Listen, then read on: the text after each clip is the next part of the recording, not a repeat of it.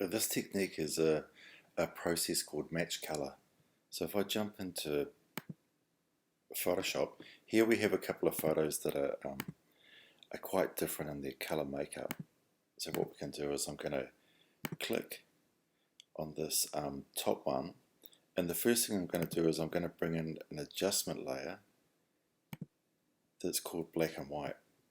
And essentially what I'm looking for here is I'm looking to see if tonally these are similar. And the first thing I notice is that for me the owl, the black areas seem to be a little bit darker than what's happening through the image in the background. So what I'm going to do is I'm going to click on the owl and I'm going to bring in the levels. So I can lighten things off. So for instance with the owl, and I'll make sure this is clipped. This is only affecting the owl.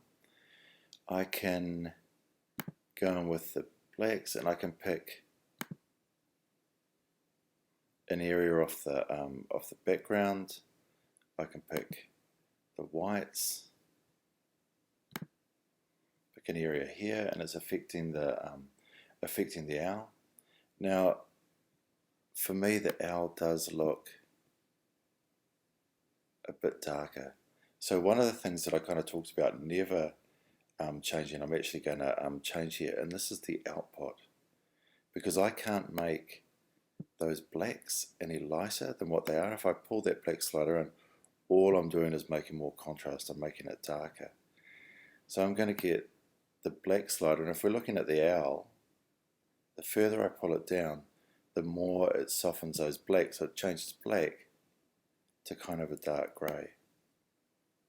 And what I'm going to do is I'm just going to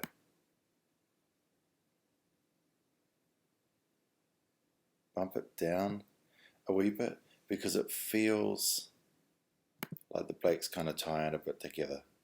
So if I switch it off, how the owl seems to stand out a wee bit less. Maybe I pushed it a wee bit too far.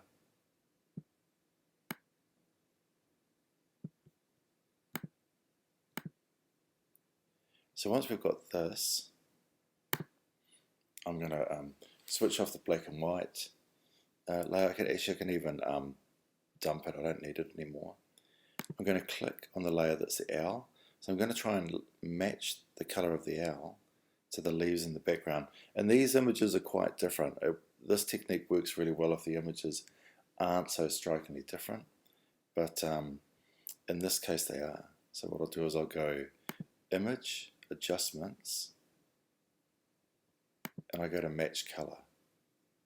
Now this menu here pops up, and the first thing I do is the source is going to be Puka JPEG.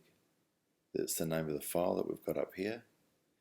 And the layer that I want as the source is not going to be layer 1, which we can see here. It's going to be the background, which is the Puka. And automatically it tries to mix the two of them together. The fade, if I drag that all the way to the right, it goes back to its normal color. So you can fade or kind of blend between what it was and what it is. The color intensity, obviously you pull it one way, it's going much more to the Puka, pull it the other way, and it's kind of giving it more intensity or saturation with the original colors. So we'll try and play with that a bit. The luminance, basically how dark or how light it is overall.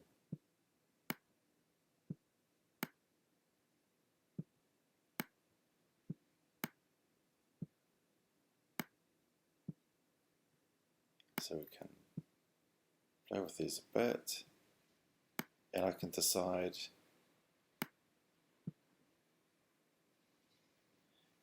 what is the best match for this. I go OK, and now we're starting to get these two playing together. The thing is, probably should have duplicated the layer in the beginning, because match color is not something you can do with a smart object. So it does actually, once it makes that change, you can't go back unless you're just kind of undoing it. So that's a little bit about match color.